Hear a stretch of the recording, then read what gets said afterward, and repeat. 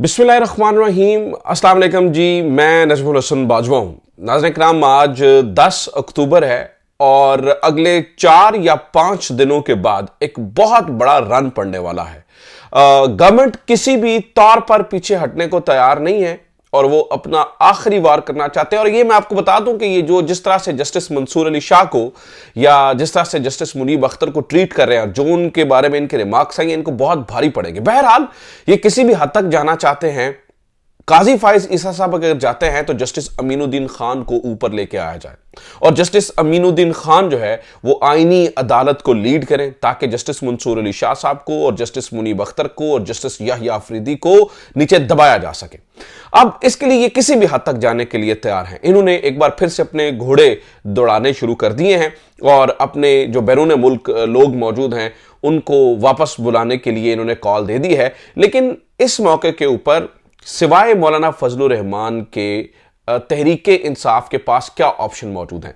यानी सवाल पैदा होता है कि ठीक है, आपने अपने एमएनएस छुपा लिए या मौलाना फजलुर रहमान साहब से बातचीत कर ली, इसके अलावा तहरीके इंसाफ इस चीज को कैसे रोक सकती है।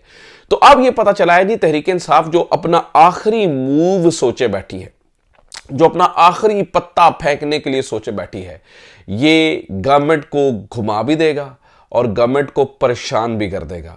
और इसका इनके पास आईनी तौर पर कोई एक हल भी मौजूद नहीं है। ये इतना सॉलिड प्लान है कि तहरीके इंसाफ वो कहते हैं ना कि सबसे बेस्ट मूव अपना छुपा के रखना, सबसे बेस्ट मूव अपना एंड पर रखना और उसको जो है ना वो ये छुपा करके। लेकिन उसके अंदर एक परेशानी मौजूद है। आज इसके ऊपर बात करेंगे तहरीके इंसाफ का वो जो फाइनल प्लान है। एहतजाज की बात नहीं मैं कर रहा हूं, फाइनल प्लान कुछ और है। वो जो फाइनल प्लान है वो क्या है, इसके ऊपर आज तफसीलन बात करेंगे।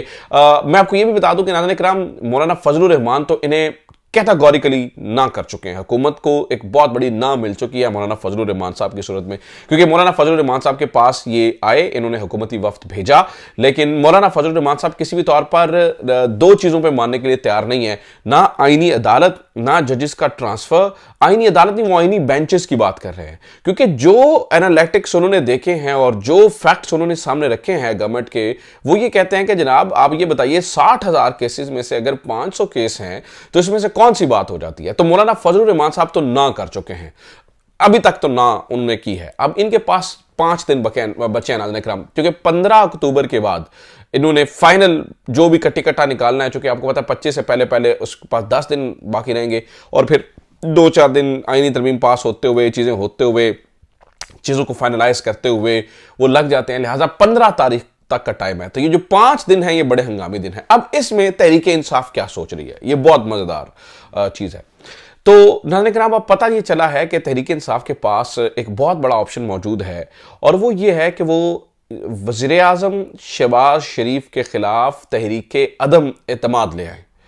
ये कहानी जो है ना वो बड़ी, आप मतलब सुन के कहेंगे ये क्या, शहबाज शरीफ के खिलाफ अदम एतमाद, ये क्या कहानी है। बिल्कुल नाज़रीन किराम, ये सोचा जा रहा है। इसके अंदर एक छोटी सी प्रॉब्लम है, वो जरा डिस्कस करते हैं, लेकिन पहले ये जरा सुन लीजिए शहबाज शरीफ के खिलाफ अदम एतमाद की कहानी क्या है। नाज़रीन किराम, तहरीके इंसाफ ये सोच रही है कि चूंकि इन्होंने आईनी तरमीम पास करवानी है और उसके लिए किसी भी हद तक जाएंगे, लिहाजा उसको ये पेश करें, इससे पहले हमें तहरीके अदम एतमाद पेश कर देनी चाहिए। तो क्या तहरीके अदम एतमाद की सूरत में शहबाज के उन्होंने नून लीग के बंदे इतने तोड़ लिए हुए हैं कि शहबाज शरीफ को घर भेज दिया जाएगा? नहीं, ये तहरीके अदम एतमाद शहबाज शरीफ को घर भेजने के लिए नहीं है, बल्कि ये अदम एतमाद होगी पूरे मामले को डिले करने के लिए। क्योंकि कानून ये कहता है कि अगर अदम एतमाद पेश कर दी जाए तो जब तक उस अदम एतमाद के ऊपर वोटिंग नहीं होगी या चीजें नहीं होंगी तब तक मामला आगे नहीं बढ़ सकता है।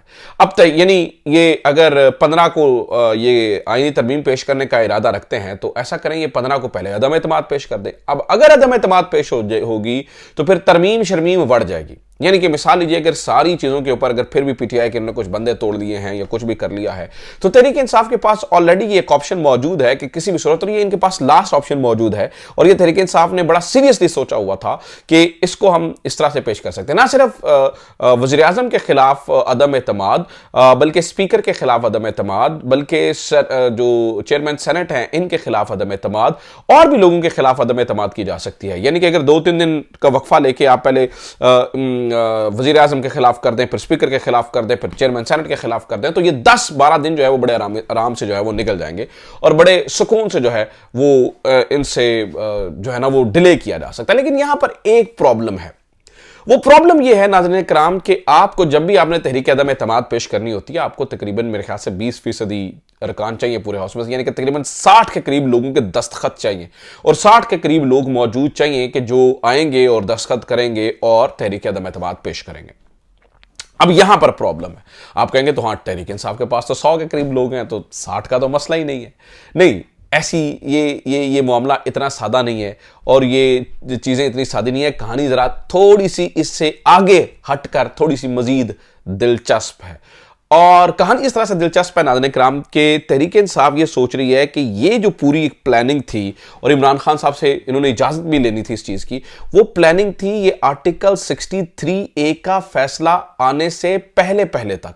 अब चूंकि आर्टिकल 63A का फैसला आ चुका है तो ये ना हो कि तहरीक इंसाफ वाले, चूंकि उन्होंने अपने एमएनएस को एक महफूज मकाम पर रखा हुआ है, महफूज जगह पर रखा हुआ है, तो वो महफूज जगह से वो बाहर लेकर आए और बाहर लाकर जनाब वो यहाँ पर इनसे वो सिग्नेचर करवाकर वज़ीर आज़म के खिलाफ अदम एतमाद लेकर आए या स्पीकर के खिलाफ अदम एतमाद लेकर आए या चेयरमैन सेनेट के खिलाफ अदम एतमाद लेकर आए, तो इतने में इन लोगों को, जब ये अदम एतमाद के लिए बाहर हैं, इनको अगवा कर लिया जाए।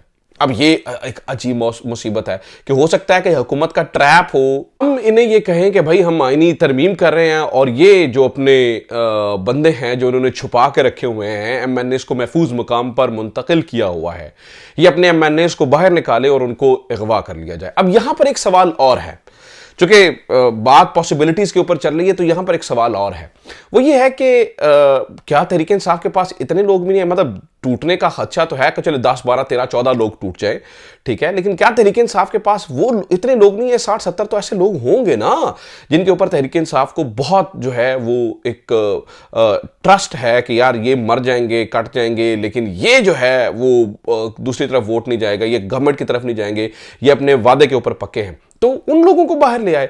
तो यहां पर चूंकि ये खबरें गर्दिश कर रही हैं और ये असद उल्ला खान और सदीक जान की खबर थी, तो यहां पर ये एक दलील जरूर सामने आई है कि देखिए इस टाइम गवर्नमेंट किसी भी हद तक जाने के लिए तैयार है और अगर किसी की फैमिली को अगवा कर लिया जाता है, किसी की बहन बेटी को अगवा कर लिया जाता है, किसी की बहू को अगवा कर लिया जाता है, तो मेरा ख्याल है कि फिर बात जब इस हद तक चली जाती है तो फिर शायद कोई भी बंदा जो है वो उतना रेजिस्ट ना कर सके, ठीक है। तो ये चीज़ है। बहरहाल ये ऑप्शन तहरीक इंसाफ के पास मौजूद है। ये भी बताया जाता है कि जो इंतज़ार हुसैन पंजोथा साहब का अगवा है, इंतज़ार हुसैन पंजोथा के अगवा की कड़ियां भी इस प्लान से मिलती जुलती हैं।